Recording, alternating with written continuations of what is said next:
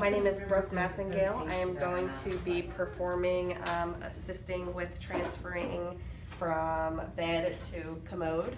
I'm going to come into the patient's room. I'm going to wash my hands for at least 30 seconds with warm water and soap. I am going to be practicing good safety precautions, privacy, and body mechanics for myself and for the patient. I will be lowering the bed to the lowest position possible to prevent injury or harm to myself or the patient.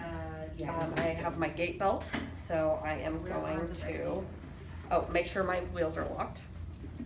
And then I am going to position my gait belt on the abdomen of the patient.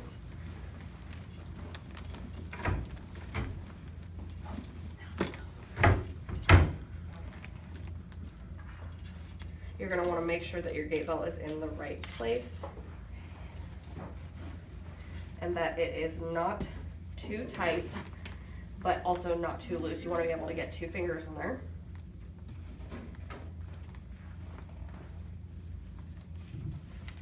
Okay.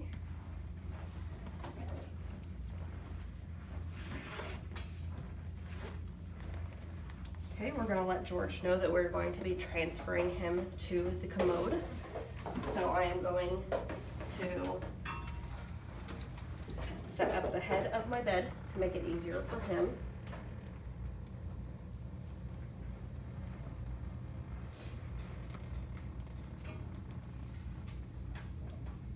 Okay, ready? Yep, 1, 2, 3. Okay. I'm going to. All right, George, we're going to be moving that into the hand, commode. facing I am going to have him bend his knees for me. So we're going to bend the knees, George, and then I'm going to have him bring them over to the side of the bed. I'm going to assist him with sitting up. And then from here, I'm going to let him dangle his feet to acclimate himself to the floor, however long he needs. And I'm going to ask him, do you feel lightheaded, dizzy? And then if he is not, I will continue. And I'll say, okay, on 3, we're going to stand up. And 1, 2, 3. You're gonna raise the bed to a comfortable height. Make sure that he's not putting his hands on my shoulders. If he needs to, put them on my waist to prevent injury to myself or him. And then from here, we're gonna acclimate. We're gonna make sure he's not dizzy or lightheaded. And then I'm gonna say, okay, George, we're gonna move over to the commode on 3, and I'm gonna have him dance with me, making sure his feet and my knees, or his feet and my feet and his knees and my knees are aligned. So you're We're gonna make go sure 1, 2, that 3. raised. I'm going to have him feel around a little bit, and we're going to sit down. Before handling my patient, I will always be putting on a fresh pair of gloves as well. My name is Brooke Massengale, and I will be demonstrating the use of restraints today. So this is George. I'm going to come into George's room, and I'm going to wash my hands for at least 30 seconds with warm water and soap. I am going to be following my agency's policies and procedures, as well as state and federal laws for restraints. I will put on a fresh pair of gloves before handling my patient. I'll come over, check my patient identifiers, introduce myself to George. Hi George, I'm Brooke, I'm going to be your student nurse today. And then I will inform him that we are going to be using restraints. I'm going to use the least invasive method for restraints, and I will notify George's family that we will also be using restraints today. And I will only use these if I have exhausted all possibilities, as in a patient sitter or a bed alarm for George. And I will always obtain a doctor's order for my restraints. Those have to be renewed every 24 hours. So I'm going to make sure my bed is locked and in the lowest position. And then I'm going to start with my wrist restraints. If they can't move, you're going to have them lift their butt and maybe put their feet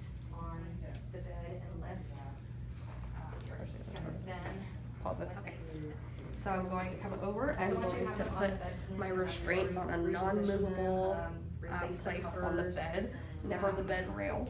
Put a rolled up towel or blanket behind their back, to make it a little more comfortable. Keep the bed in the lowest position, put them Come all through. within I'm reach. gonna loop it.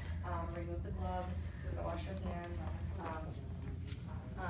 Now with a patient that is unable to move, I'm gonna make sure that You this are is tight, actually going but to, not too tight. assist the patient into So that way, the sideline I'm gonna pad the position. bony prominences before applying the And wrist then you're restraint. going to put it underneath. I wanna be able to get, Roll it back over. 1 to You 2 can have that fingers kind of in there to volume, make sure it's not too pull tight. on the side And then rail. I will clip it You're once again to going this, to, which would be a quick release.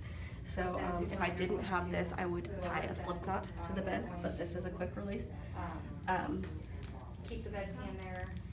And that's my wrist restraint. Recover. I want to raise make the sure bed that so I you're more am comfortable. checking it And every then, 2 hours place the to make sure that toilet tissue, George is still comfortable, within the or patient's reach. I need to maybe take him to the bathroom or ambulate him. The next restraint I will be demonstrating is the lap belt. So I'm always wanting to make sure that the label is in front and that I am reading these to follow the directions as closely as I possibly can. I am going to place the lap belt on the abdomen, You're then going to clean, the and then I'm going to go your around dump, whatever you can, and to take then my clean straps policy. and cross them behind. Measure, the bowel movement, or any urine, anything that's in there. You're going to remove most masks. Okay, and then I'm going to place them through the loops on the side of the lap belt.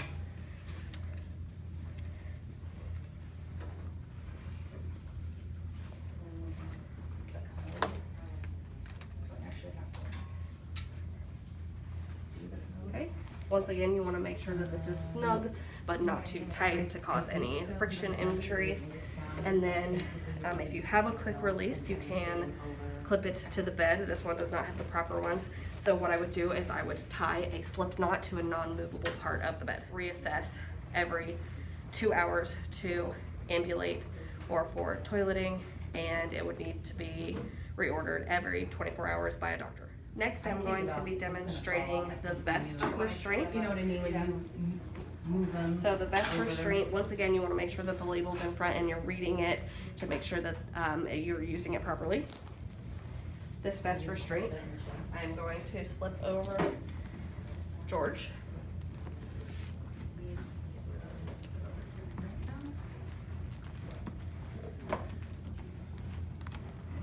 Okay, and I am going to, it has a zipper in the back, so I would zip in the back, make sure that he is snug in there, and then I would come down with my straps to a non-movable part of the bed, and I would tie myself a slip knot.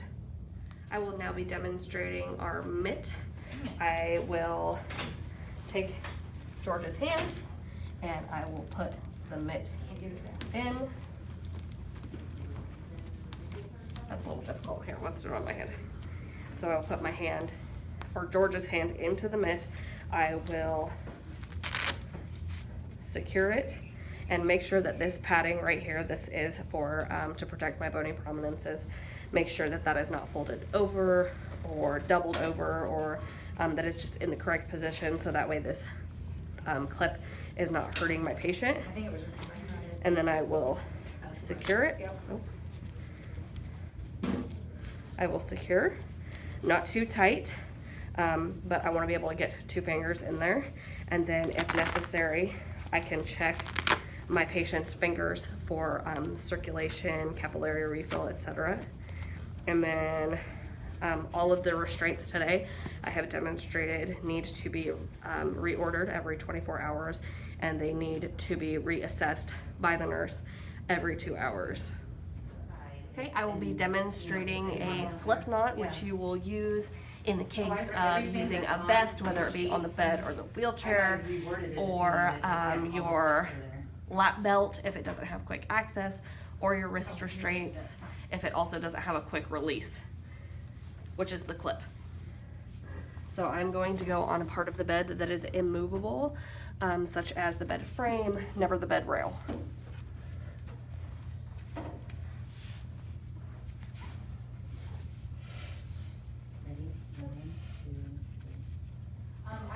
about oral care. And then I'm gonna First thing you're doing pull it when you tight. come in is you're gonna identify Make sure that the patient can't per agency policy, untie it, consent program, and then this is precautions, privacy, quick release. hand